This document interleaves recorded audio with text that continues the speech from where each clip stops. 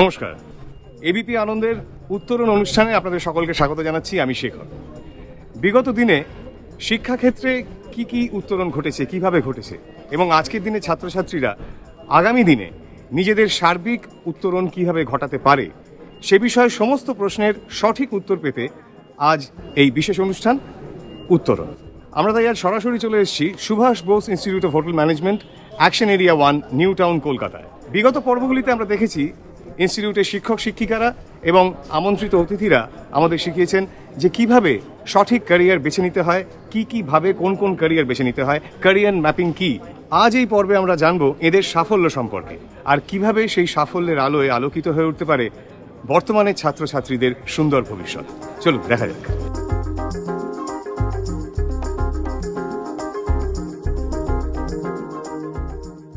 ঠিক কি উদ্দেশ্য নিয়ে শুরু করলেন Subhash Bose Institute of Hotel Management? দেখুন, শুরু হওয়ার যে ব্যাপারটা যেটা ছিল আমাদের, সেটা হচ্ছে শুধুমাত্র একটা মিডল ক্লাস স্টুডেন্ট যারা রয়েছে, ধরুন যাদের কাছে প্রচুর পয়সা নেই অথচ স্বপ্ন আছে ভরা, তাদেরকে এগিয়ে নিয়ে যাওয়া। এই উদ্দেশ্যকে বাস্তবায়িত করতে 1999 সালে সল্ট লেক সেক্টর 1-এ গড়ে উঠল Subhash Bose Institute of Hotel ম্যানেজমেন্টের প্রথম ক্যাম্পাস। স্যার, প্রথমে তো ডিপ্লোমা কোর্সেস ছিল, তার পরবর্তীকালে আমরা দেখেছি যে ডিগ্রি কোর্সেস ইন্ট্রোডিউসড হয়েছে। তো ডিপ্লোমা থেকে ডিগ্রি যে যাত্রাপথটা, সেটা যদি একটুখানি বর্ণনা করেন। 2.5খানা ঘর নিয়ে আর 22 জন স্টুডেন্ট নিয়ে আমরা স্টার্ট করি। পরের বছর তো আমরা ঠিক করলাম যে ছাত্র সংখ্যাটাকে বাড়াতে হবে, কারণ আমাদের ঠিক সেইভাবে ফাইন্যান্স ছিল না।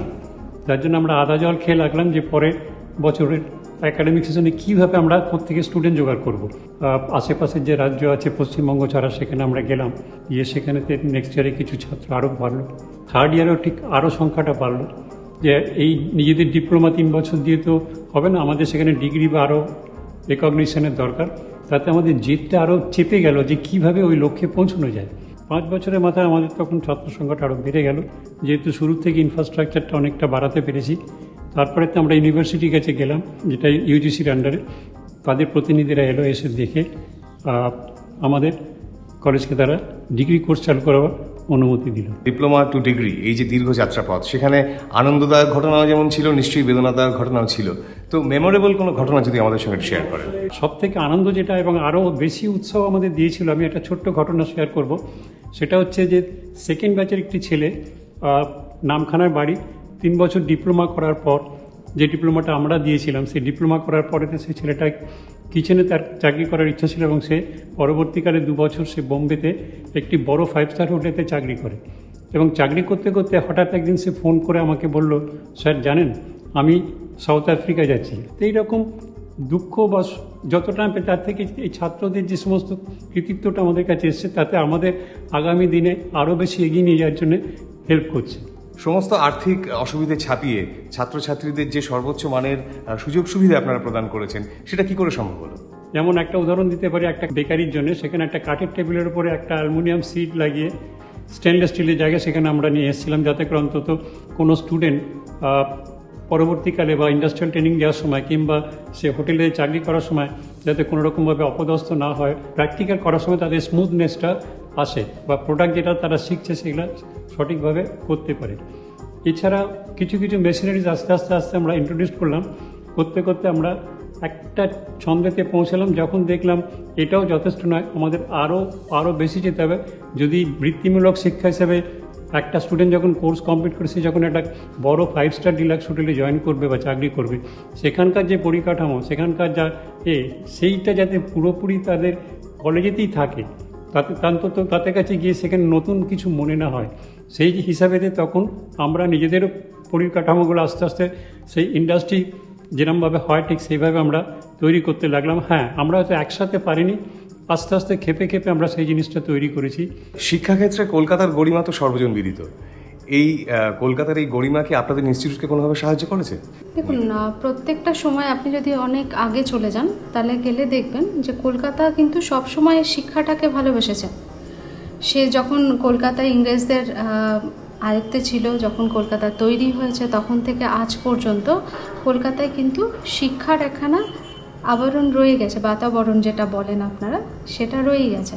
তো সেই জায়গা থেকে প্রত্যেকেই চায় শিক্ষাটা যেন শিক্ষা হয়। প্রকৃত শিক্ষা বলতে আমরা যেটা বুঝি যেটা ইন্ডাস্ট্রি বোঝে সেটা হচ্ছে পুঁথিগত শিক্ষা প্লাস স্কিলড, যেটা প্রপার স্কিল। তো এই দুটো সংমিশ্রণ কিন্তু কলকাতা প্রথম দিন থেকে, তার সৃষ্টির প্রথম দিন থেকেই হয়তো সেটা শিখছে, নিজে শিখেছে এবং সবাইকে শিখিয়েছে। তো সেই জায়গাটা কিন্তু কলকাতা আমাদেরকেও শিখিয়েছে যে কলকাতার মাহাত্ম্যটা সারা পৃথিবীর কাছে তুলে ধরতে, তাহলেই আমরা আমাদের মাহাত্ম্য আপনা আপনি সারা পৃথিবীর কাছে মেলে ধরতে পারবো। ক্যারিয়ার ম্যাপিং নিয়ে আমরা বিস্তারিত জেনেছি এর আগে, তো আজকে একটু জানবো আপনার কাছ থেকে যে কিভাবে সঞ্চার করা হয় ক্যারিয়ার ম্যাপিং এর চিন্তাটা। দেখুন, কেরিয়ার ম্যাপিংটা কি, যখন যে ছেলেটা আজকে ধরুন মাধ্যমিক দিচ্ছে, সে জানে না কি করতে যাচ্ছে, এবার তার বাবা মাও হয়তো জানে না সে ছেলেকে নিয়ে কি করতে পারবে। তো সেই জায়গাটা থেকে সেই ছেলেটাকে সঠিক পথে পরিচালনা করাটাই হচ্ছে ক্যারিয়ার ম্যাপিং। তার ভবিষ্যৎ সম্পর্কে তাকে আগে থেকে একটা জানানো যে তুমি এই রাস্তা দিয়ে হাঁটলে, ম্যাপ বলতে আপনি কি বোঝেন? ম্যাপ হচ্ছে যে আমরা কোন রাস্তা দিয়ে গেলে সঠিক ডেস্টিনেশনে পৌঁছতে পারবো। ক্যারিয়ার ম্যাপিংটাও ঠিক সেরকমই, যে আমি যদি আমার ক্যারিয়ারটাকে নিয়ে ভাবি, আমি যদি আমার ভবিষ্যৎকে নিয়ে ভাবি, তাহলে আমার ভবিষ্যৎটার ডেস্টিনেশন কি হবে, কিভাবে আমরা কত দূর যাব। তো সেই জায়গাটাকেই চেনানোর যে পন্থা, সেইটাকেই বলা হয় ক্যারিয়ার ম্যাপিং। এই যে কেরিয়ার ম্যাপিং করে ওরা যে জীবনে সাফল্য পাচ্ছে বা এগিয়ে যাচ্ছে, এটা যে শুধু ওদের চিন্তাধারা বা আইটি সেটা নয়, এটার জন্য না একটা বিশাল বড় টিম ওয়ার্ক কাজ করছে, একটা টিম কাজ করছে। স্টার্ট হচ্ছে কাউন্সিলর দিয়ে, তার মধ্যে কাউন্সিলরের পরে আসছে হচ্ছে আমাদের অ্যাডমিনিস্ট্রেটিভ পার্ট, তারপরে আসছে আমাদের infrastructure, course curriculum, librarian, faculties বা প্রফেসর যারা ফ্রেন্ড, ফিলোসফার অ্যান্ড গাইড হিসেবে ওদেরকে সবসময় আমরা পথের দিশা দেখিয়ে চলেছি। এমনকি আমাদের কাছে এতটাই ফ্রি যে অনেক সময় অনেক কিছু জায়গায় অবস্ট্রাকশন হয়ে গেলে ওরা এসে আমাদের কাছ থেকে সাজেশন নেয় যে কীভাবে আরও এই অবস্ট্রাকশনসটা বা হার্ডলসটা অতিক্রম করে এগিয়ে যেতে পারি। ছাত্রদের যে এই যে কেরিয়ার ম্যাপিংয়ে যেখানে ওরা যেরমভাবে আমাদের কাছ থেকে মোটিভেশনস পায়, ডেডিকেশনস পায়, কনফিডেন্স বিল্ডিং পায়, গাইডেন্স পায়, যেটা আমি আগেও বলেছিলাম, ফ্রেন্ড, ফিলোসফার, গাইড হিসেবে আমরা সবসময় ওদেরকে পথপ্রদর্শক বা পায়োনিয়ার হিসেবে এগিয়ে নিয়ে চলেছি। থিওরিটিক্যাল ক্লাসে ওরা র্যান্ডাম ওদেরকে প্র্যাকটিস করানো হয় যে কিভাবে মোটিভেশন, কিভাবে কনফিডেন্স বিল্ডিং, কিভাবে ইন্টারভিউ স্কিল, কিভাবে গিয়ে সবার সঙ্গে মিশতে হবে, কারণ এটা hospitality industry. Bring a smile in your face, behave in a proper way with the customers, with the guest, কারণ লাস্ট অ্যান্ড আলটিমেট হচ্ছে কাস্টমার স্যাটিসফ্যাকশন ইজ আওয়ার মোটো। তো এই জিনিসগুলোকে ওরা আরও বেশি ফোকাস করে গিয়ে, এবং আমরা এমনভাবে ওদেরকে টিপিক্যালি ট্রেনিং দিয়ে ওদেরকে এমনভাবে এই কম্পিটিটিভ ওয়ার্ল্ডে জুঝতে আমরা হেল্প করেছি যে যাতে ওদের কাছে এটা অচেনা লাগে না। না, আমরা কিন্তু এই মুহূর্তে কোনো 7 স্টার বা 5 স্টারের লবিতে নেই, আমরা কিন্তু এখনো রয়েছি Subhash Bose Institute of Hotel ম্যানেজমেন্টের ক্যাম্পাসে। আর এই রুমে প্রশিক্ষণ দেওয়া হয় ফ্রন্ট ডেস্কের। কিভাবে ভবিষ্যতে এই ছাত্রছাত্রীরা নিজেদেরকে এইরকম আসল জায়গায় পেলে নিজেদেরকে প্রেজেন্ট করবে, নিজেদেরকে ভবিষ্যতের দিকে এগিয়ে নিয়ে যাবে, সেই সমস্ত প্রশিক্ষণ এই রুমে নেওয়া হয়। কিভাবে তারা শিখছে, কি শিখছে, চলুন দেখা যাক। ফ্রন্ট ডেস্কটা হচ্ছে প্রথমে যেটা আসে হোটেল ম্যানেজমেন্ট বা হসপিটালিটি ম্যানেজমেন্ট করে, এটা একটা ভেরি ভাইটাল রোল প্লে করে। ফ্রন্ট ডেস্কে কি হচ্ছে, ওরা শিখছে যে কিভাবে ইন্টারাক্ট করতে হচ্ছে। হোটেল মানে হচ্ছে হোম অ্যাওয়ে ফ্রম হোম, মানে বাড়ির থেকে দূরে থেকেও বাড়ির মতন সুখ স্বচ্ছন্দ আমি যাতে পেতে পারি। যারা গেস্ট থাকে তাদের একটা মাথায় ক্রাইটেরিয়া থাকেই যে আমি যে চেক ইন করবো হোটেলে, আমি প্রথমে আমার সঙ্গে ভালো একটা ইন্টারাকশন হবে, ভালো বিহেভিয়ার হবে যারা করছে ফ্রন্ট ডেস্ক। তারপরেই কিন্তু তাদের সেকেন্ড ক্যাটাগরি যেটা থাকে, যেটা হচ্ছে very very very important role, যেটা হচ্ছে হাউসকিপিং, মানে আমি যে ঘরটাতে থাকবো সেই ঘরটা কীরকম থাকবে। কারণ সবাই চায় আমি আমার পরিবেশটা এবং আমি যেরকম সুন্দর নিজেকে মনে করি আমার পরিবেশটাও বা যেখানে থাকবো সেটাও যেন সুন্দর হয়। তো হাউসকিপিংয়ে যে কাজগুলো আমরা শেখাই স্টুডেন্টদেরকে, কীভাবে বেড তৈরি করতে হয়, কীভাবে ইন্টেরিয়ার ডেকোরেশনটা করতে হয়, টিপটপ রাখতে হয়। এইবারে যেই রুমটাতে গেস্ট চেক ইন করবে সেই রুমটা কীভাবে আমরা টিপটপ রাখছি বা ঠিকঠাক রাখছি। তো রুমের একটা জিনিসগুলো কোন কোন জায়গায় কী কী জিনিস থাকবে, কোথায় ফ্লাওয়ার ভাসটা থাকবে, কোথায় বেডটা কেরম থাকবে, কোথায় টাওয়েল থাকবে, এই জিনিসগুলোকে আমরা র্যান্ডাম প্র্যাকটিসের মারফতে স্টুডেন্টদের মধ্যে ইনভলভ করে দিই। কিচেনকে তো প্রচণ্ড গুরুত্ব দিতেই হবে, কারণ কিচেন হচ্ছে the most important thing in hotel industry. Guest কিন্তু সবসময় এটা চাইবে যে আমি এলাম, ভালো ব্যবহার পেলাম, ভালো ঘর পেলাম, এইবারে আমার মেনুটা কেরম হবে, আমার খাওয়ার দাওয়ারটা কেরম হবে, আমার খাওয়ার দাওয়ারটা কি আদৌ হাইজেনিক, আমি কি ঠিক মতন সেটাকে নিতে পারবো এবং ঠিক মতন কি আমার ভালো লাগবে। তো কিচেন কিন্তু অলওয়েজ, যেটাকে বলা হয় হোটেল ইন্ডাস্ট্রি বা হসপিটালিটি ইন্ডাস্ট্রিতে, একটা heart of the hotel industry বা hospitality industry is the kitchen, যেখানে সবসময় কুক বা শেফরা র্যান্ডাম প্র্যাকটিস করে যাচ্ছে যে ভালো ভালো মেনু তৈরি করতে এবং স্যাটিসফ্যাকশন দিতে গেস্টদেরকে। তো এখানেও আমাদের এই কিচেনেও আমরা সেরমভাবেই স্টুডেন্টদেরকে তৈরি করি, প্র্যাকটিক্যাল এবং থিওরিটিক্যাল। আপনারা দেখেছেন যে কিভাবে ওরা মোটিভেশন হয়ে ডেডিকেশনের সঙ্গে নতুন নতুন ডিশ জানতে পারছে এবং নতুন নতুন যে ইনোভেটিভ ডিশও ওরা নিজেরা তৈরি করছে।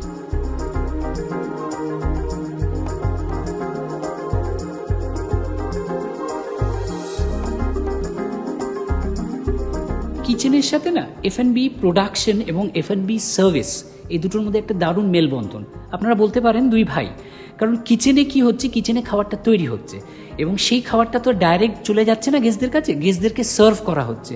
এবারে সেই গেস্টটা তখনই সার্ভ তাকে করা হয় যখন সে এসে অর্ডার প্লেস করছে, এবং অর্ডার প্লেস করতে গেলে তাকে আসতে হচ্ছে এবং তাকে এসে বসতে হচ্ছে রেস্টুরেন্ট বা বার কাম রেস্টুরেন্ট বা সার্ভিস সেন্টারে, যেরকম কফি আউটলেট বা এই জাতীয় জিনিসগুলোতে।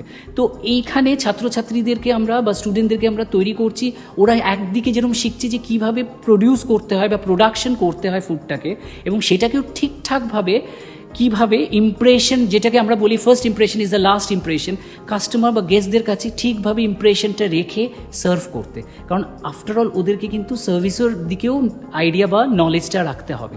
তো যার জন্য এই দিকেও আমরা অনেক বেশি ফোকাস বা হাইলাইট করে থাকি।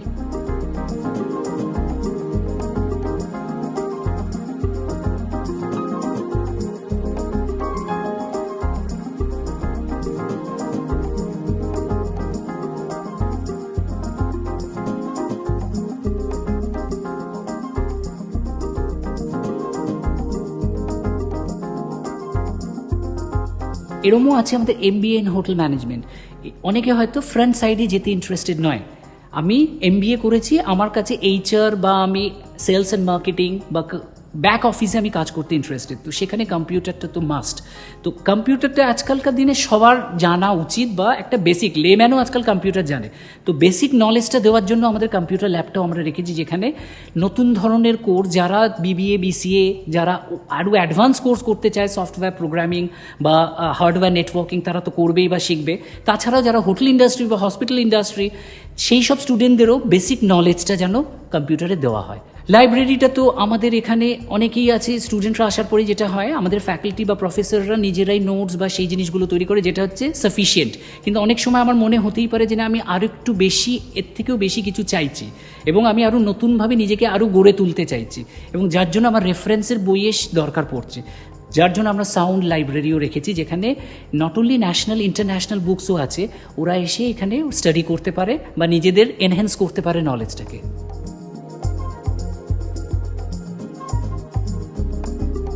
এরপরেও যেটা আসছে, যেটা last but not the least, আমি নিশ্চয়ই বলবো, স্টুডেন্টরা তো এর মধ্যে একটা অংশীদার, এবং তার থেকেও বড় অংশীদার হচ্ছে তাদের গার্জেন বা প্যারেন্টস। আজকে সাফল্য যখন পায় তারা, তাদের মুখে যতটা হাসি ফোটে, ঠিক সেরকমই টাইপের স্যাটিসফ্যাকশনের আমরা ছোঁয়া পাই তাদের গার্জেনদের কাছে। 2013 থেকে আজকে 2016, তা 2015-তে যখন 5th সেমিস্টার হয়ে যায়, তারপরেই এনারা এখানে 2-3টে ক্যাম্পাসিং ইন্টারভিউ করান, এবং সেখান থেকে আমার মেয়ে 2 জায়গায়, একটা ব্যাঙ্গালোরে 5 স্টার হোটেলে চ্যান্সেরি প্যাভিলিয়ন, এবং আরেকটা মুম্বাইতে কোর্টিয়ার্ড ম্যারিয়ট, 2 জায়গায় চান্স পায়, এবং দুটোর মধ্যে অফারটা কোর্টিয়ার্ড ম্যারিয়টের বেটার ছিল, এবং নিঃসন্দেহে এটা একটা বড় গ্রুপ অফ হোটেল চেঞ্জ, সেই জন্য আমরা ডিসাইড করি ওখানে দেবো। শুধু তাই নয়, কাজটা করে আমার যে মেয়ে, সে খুবই স্যাটিসফাইড, এবং অ্যাজ এ গার্জেন আমিও খুবই স্যাটিসফাইড। এবং সবথেকে যেটা ভালো লেগেছে, ইনস্টিটিউট আমার যেটা প্রতিশ্রুতি দিয়েছিল যে এখান থেকে পাস আউটের আগেই ভালো প্লেসমেন্ট পাবে, সেটা তারা কথা রেখেছে, এবং বিফোর পাস আউট অলরেডি সে চাকরিতে জয়েন করেছে। প্রথমে উনি মেডিকেলে দিতে চেয়েছিল আমার ছেলেকে, প্রথমে দিতে চেয়েছিল, আমার ছেলে এইটা দেখে এটা পড়বে, যে বলে আমি পড়বো না মেডিকেল। ম্যাডামের কাছে যখন শুনেছে ব্যাপারটা, শোনার পরে বলেছে আমি মেডিকেল ছাড়া এখন আমি এটা পড়বই, এখানটা আমি এখন আমার ছেলে এমন তৈরি হয়েছে যে মানে আমি এই কলেজকে খুবই জানাই, যে এরকম আমি আশা করতে পারিনি যে আমার ছেলে এত বড় মেডিকেলের থেকেও বিরাট নাম করবে। যেহেতু আমাকে বলেছিলেন যে ভালো ইন্ডাস্ট্রিয়াল ট্রেনিং, ভালো হোটেল দেবেন, আমার ক্যাম্পাসিং ভালো হবে, ভালো ভালো হোটেল আসবে, তাদের কাছে ইন্টারভিউ দিতে হবে, তারপরে সেখান থেকে যেখানে রিক্রুটমেন্ট হবে ভালো জায়গা হবে, এগুলো আমি দেখতে পাচ্ছি যে জিনিসটা ঠিকঠাক হচ্ছে এখন অবধি। আর যেটা আমার ছেলের যা ইমপ্রুভমেন্ট যা বলছি, ইংলিশ স্পোকিং পাওয়ার অনেক বেড়ে গেছে। হ্যাঁ, তার কর্মক্ষমতা বা তার চালচলন হাবভাব অনেক স্মার্টনেস চলে এসছে। আমি আমার ছেলের হোটেল ম্যানেজমেন্টে স্যাটিসফাই। সাফল্যের প্রমাণ শুধুমাত্র কিন্তু অ্যাওয়ার্ড বা রিওয়ার্ড নয়, বরং আরও বেশি কিছু। সাফল্যের প্রমাণ একজন প্রতিষ্ঠিত যুবকের তৃপ্তি ভরা মুখে, একজন অভিভাবকের দুশ্চিন্তার অবসানে। কিন্তু তবুও যদি স্বীকৃতি বা শংসাপত্রের কথা বলি, তবে অবশ্যই বলবো ABP news national educational awards 2014-15-16 winner. পশ্চিমবঙ্গে পরিকাঠামোগত দিক দিয়ে প্রথম শ্রেণীর শিক্ষা প্রতিষ্ঠান হিসেবে GHRDC কর্তৃক ঘোষিত। প্রতিযোগিতামূলক শিক্ষার ক্ষেত্রে সাফল্যের নিরিখে বেস্ট হোটেল ম্যানেজমেন্ট ইনস্টিটিউট হিসেবে Subhash Bose Institute of Hotel Management শ্রেষ্ঠ বলে বিবেচিত। Gurukul best hotel management institute হিসেবে পুরস্কৃত। এছাড়াও রয়েছে দেশে বিদেশে আরো অনেক অ্যাওয়ার্ডস। আচ্ছা, চাকরির ক্ষেত্রে আপনাদের সুনাম দেশে এবং দেশের বাইরে, তো এত সুনাম, এত প্রতিষ্ঠিত একটা অর্গানাইজেশন, একটা ইনস্টিটিউশন, সেখানে এই যে ছাত্রছাত্রীরা পাস আউট করছে, তারা কিভাবে জানতে পারছে বিভিন্ন চাকরির খবরের কথা এবং তারা কিভাবেই বা পৌঁছে যাচ্ছে সেখানে? অ্যাকচুয়ালি দেখুন, আমাদের একটা স্ট্রং প্লেসমেন্ট সেল আছে। এই প্লেসমেন্ট সেলটা প্রতিনিয়ত কাজ করে চলেছে। প্রত্যেকটা অর্গানাইজেশনের সঙ্গে প্রত্যেকটা অর্গানাইজেশনের চেন যা, তারাও ডেফিনেটলি তাদের একটা রিসোর্স ডিপার্টমেন্ট রয়েছে। তো দুটো অর্গানাইজেশনের রিসোর্স ডিপার্টমেন্ট যখন একসঙ্গে কাজ করে, একজনের চাহিদা আর আরেকজনের যোগান, এই দুটো জায়গা যখন একসঙ্গে হয় তখন চাহিদা অনুযায়ী যোগানটা হয়। তো যে মুহূর্তে চাহিদাটা হচ্ছে সেই মুহূর্তে যোগানের জন্য কিন্তু আমাদের কাছে রিকোয়ারমেন্টটা চলে আসছে। কেন আসছে? অ্যাকচুয়ালি তাদের যে রিকোয়ারমেন্টটা, সেই রিকোয়ারমেন্টটা যখন আসে আমাদের কাছে, একদম proper requirement, like point wise, যে আমার এইগুলো দরকার, ঠিক এই রকমভাবেই আমি একটা স্টুডেন্টকে চাই বা একটা এমপ্লয়িকে চাই যে আমার এই কাজগুলো করতে পারবে। তো যখন সেই অর্গানাইজেশনটা আমাদের কাছ থেকে চাইছে, তারা জানে যে আমি এইখান থেকে ঠিক একদম এক্স্যাক্ট প্যাকেজ বলতে যা বোঝায় সেই জিনিসটা একটা স্টুডেন্টের মধ্যে পাবো, বা আমি যখন পাবো তখন আমাকে একটা এক্সট্রা এফোর্ট দিতে হবে না, বা এক্সট্রা কোনো ম্যান পাওয়ার লাগবে না সেখানে যে তাকে আবার ট্রেন্ড আপ করতে। তো সুতরাং আমি যদি একটা ট্রেন্ড, ওরা যে কোনো অর্গানাইজেশন যদি একটা ট্রেন্ড লোককে পায়, সে কখনো চাইবে না যে একটা না শেখা আনস্কিলড একটা ছেলেকে নিয়ে এসে বা মেয়েকে নিয়ে এসে তৈরি করতে। তার কারণ হচ্ছে সেখানে তাকে আরও ম্যান পাওয়ার ইনভেস্ট করতে হবে, যেটার জন্য তাকে হয়তো man power equal to always অর্গানাইজেশনে man power equal to money.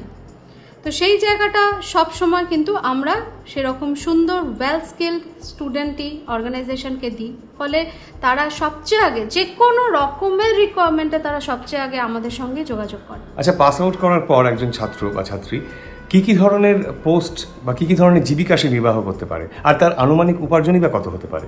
এখান থেকে পাস আউট করার পরে ফিগার আমি ডেফিনেটলি দিতে পারি।